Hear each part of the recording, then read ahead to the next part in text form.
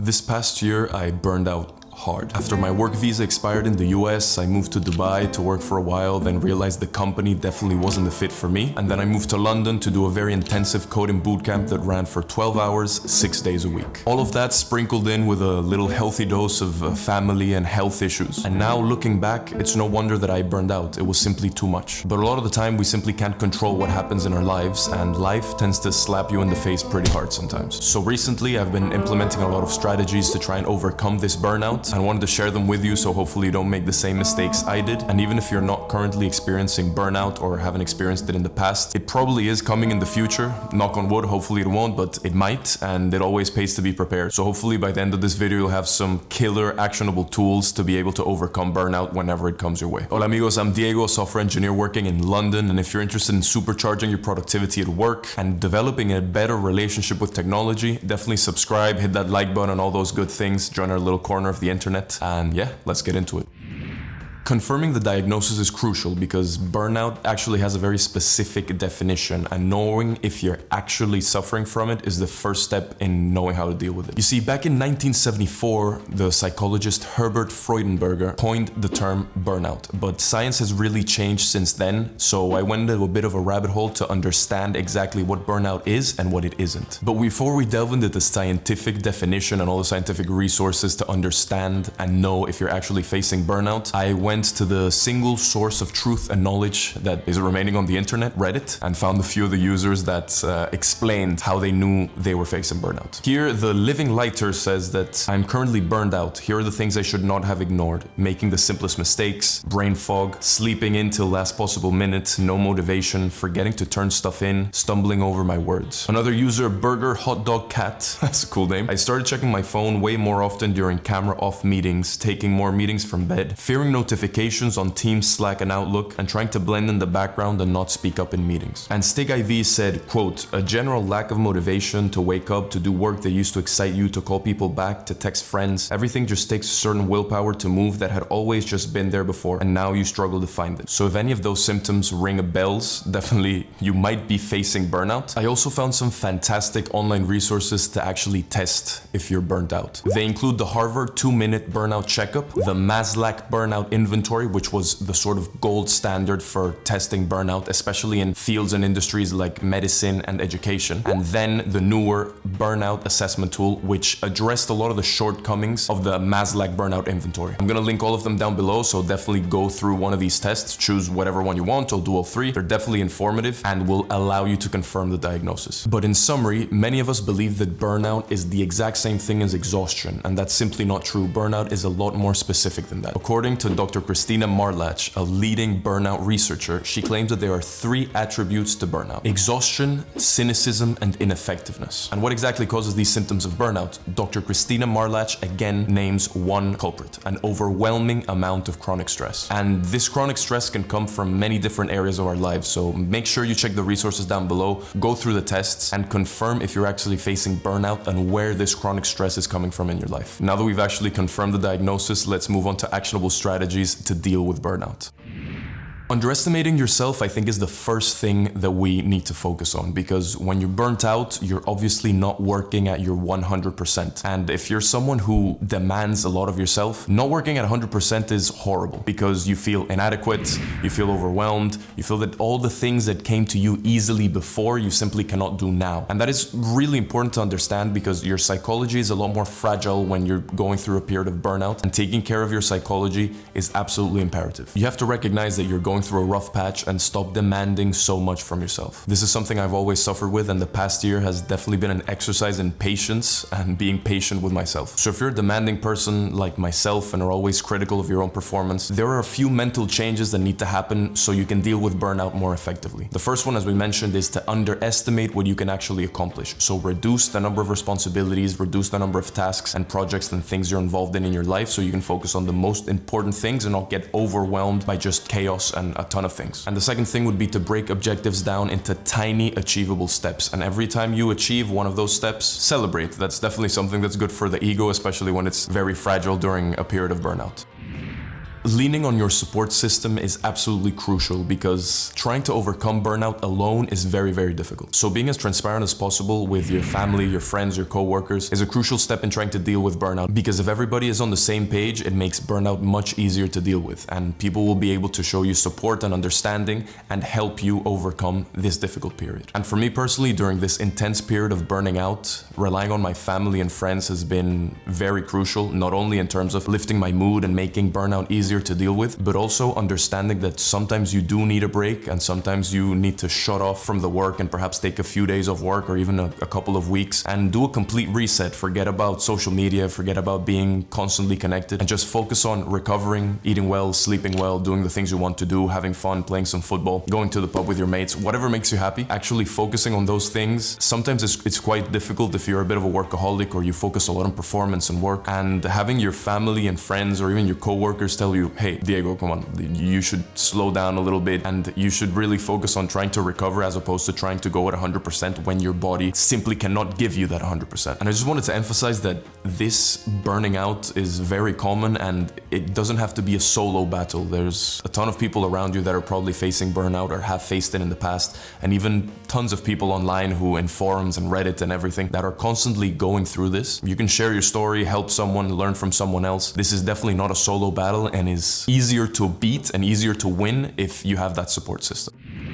Now I wanted to talk about specific habits for recovery. These are habits that are universally good, but are especially good during periods of burnout, and you should really try and focus on them. I split them into 3 categories. The first one being strict technology rules, the second one being sleep biohacking, and the third one being effective supplementation. In terms of technology, I would definitely suggest that you don't look at any screens at least 3 hours before bed, and also try to avoid fast content. And fast content is social media, TikTok, things that don't require much of your attention and are just draining. Try and avoid that during your period of burnout because that only drains and takes away from the very little energy you currently have. In terms of sleeping, I would definitely recommend going to bed and waking up at the same time every day, including weekends. This is one of the proven ways of actually restoring and recovering. And if you have to sleep 10 hours or 11 hours a night, there's absolutely no shame in that. During a period of burnout, you do need to recover and your body is asking you to sleep more. So go to bed a little bit earlier so that perhaps every day you can actually get maybe 9-10 hours of sleep. That would be ideal. I know it's very difficult, but it's definitely gonna help. Another thing that has completely changed my relationship with technology during this period of burnout and made dealing with burnout a lot easier is not using technology in the bedroom. I never take any technology in the bedroom. The only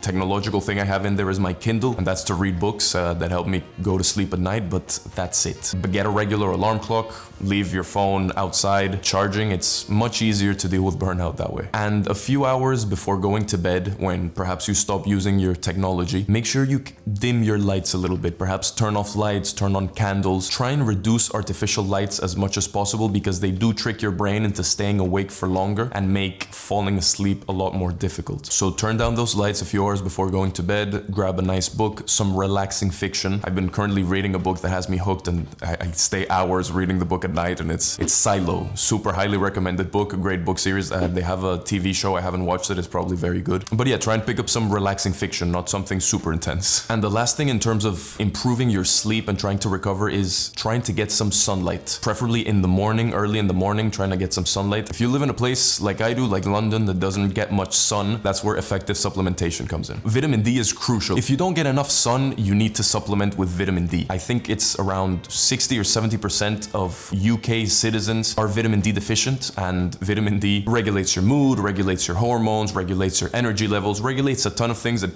I at least wasn't aware of. And I started taking vitamin D, particularly during the winter this year, and as I've been facing burnout, and it's been an absolute game changer. So get your vitamin D, it's very cheap, you can get it at any pharmacy. Tell me how it goes, because it's completely changed the game for me, and hopefully it will for you as well. And then in terms of supplementation, again, using a multivitamin especially if you live in a country where perhaps the food isn't great, again, you don't see the sun every day, is very, very important. Just having those bases covered with a multivitamin is crucial. Creatine is actually a very interesting supplement. It's a supplement that most people use for the gym and for bulking up, getting some nice muscles a la Jean-Claude Van Damme. But it also is very helpful in terms of sleep recovery. If you've had a bad night, taking creatine is actually quite helpful in terms of recovering and having a little bit more energy. Finally, caffeine. I am not a big fan of caffeine. I've never been. I don't drink coffee. I rarely drink tea. I know caffeine can be used very strategically, and if you're facing burnout, I wouldn't say completely rely on caffeine, but try and use it strategically. If you have certain periods, perhaps during the late afternoon where you don't have energy and you have a project to send in, whatever it is, or a client meeting, an important client meeting, effective supplementation is something that definitely helps when dealing with burnout. Another crucial thing that I've been trying to focus on and has really helped me out while I'm facing this burnout period is to find joy again in the everyday. But I think focusing on the minimum viable action every day that excites you and brings you joy is very important, because when you're burnt out, your energy and your joy is kind of sapped out and you feel numb, you feel a little gray, you feel a little sad. Trying to lift your head up by just focusing on work and focusing on just those tasks that you need to do, on the constant monotony of the grind and the everyday. At least picking one small thing that you enjoy every day and doing that, and that being your most important thing every day, especially during those deep and very hard periods of burnout, is a beautiful thing. I love playing football. Football has really helped me during this period of burnout. If I can get a nice football session in a couple of times a week, I'm in a much better mental state to be able to deal with the rest of the week and the things I actually need to do.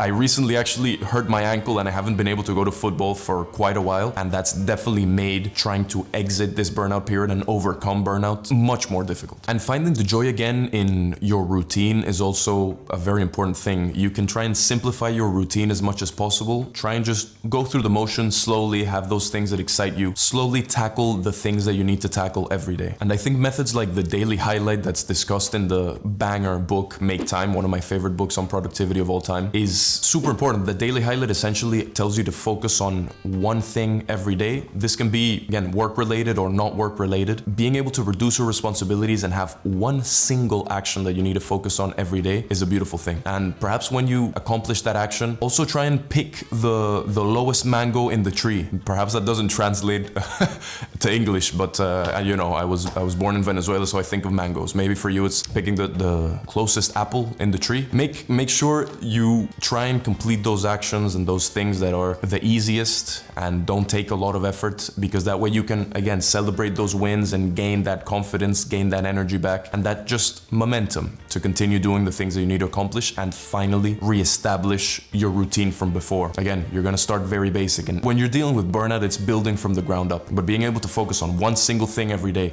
and doing things that actually excite you is gonna help you accelerate that process tremendously. And now I wanted to go more big picture, because I know that burnout can be very painful, but it's also an opportunity. Especially if you feel chronic fatigue or burnout quite frequently, it might be signaling that something isn't right in your life. And trying to figure out what is causing this burnout is a way to understand how to improve your life and make it a lot more sustainable. And I know when you're in the middle of a period of burning out, trying to find the positive or trying to find the lesson behind the period of burnout is very difficult. But if you can try and isolate a few of the things that have led you to being burned out and slowly change those things and know that those things are important for you, for your health, for your productivity, for your sustainable ability to actually achieve the things you want to achieve, is very, very important. And finally, in terms of the big picture, I would recommend that during a period of burnout, you don't make any big decisions. Understand that you're in a fragile psychological state, perhaps emotional state as well, and making big, important decisions during a period like that is a terrible idea. If burnout leads you immediately to think of abandoning your job or leaving a relationship that you've had for a while, these things are not necessarily going to improve your life in a sense, because whenever you're in an emotional state, your brain reacts emotionally as well. And taking your time to understand that it's a period and it's not gonna last forever and you're psychologically fragile during that period is crucial, because making very big decisions that have very big consequences that perhaps you might regret later once you leave that burnout period is not a good idea. So definitely taking time, slowing down your life a little bit, reflecting on what led you to the burnout and not making rash decisions during the period is something that I will definitely leave you with. It's something that I've tried to focus on. Obviously, it's difficult trying not to be emotional and making emotional or rash decisions sometimes. But again, focus on your support system. Make sure your family, your friends, your co-workers can give you a bit of a leg up and try and help you out with everything. And don't do things alone. This is not a solo battle. It's not something that's gonna go away overnight, but a lot of these strategies, I've implemented them for the almost past year, and they've really helped me out. I just want to encourage you, any of you out there that are actually facing burnout, it's a very difficult thing to go through. I hope the best for you. I hope a lot of these tips will help you out, and I encourage you to leave your burnout stories down in the comments. That would be great. If you feel comfortable sharing them, I'd love to know what helped you, what hasn't helped you, what has made things worse, what you've understood about burnout and what was leading to burnout in your life. I would really love to know, so leave those in the comment below. I'd love to start a conversation. I'm sure a lot of your comments will help a ton of other people out who see them. So if you like this video, I definitely suggest you check this one on some productivity protocols I follow whenever I feel unmotivated at work. So thanks for watching, everybody. Much love from me, and see you in the next one.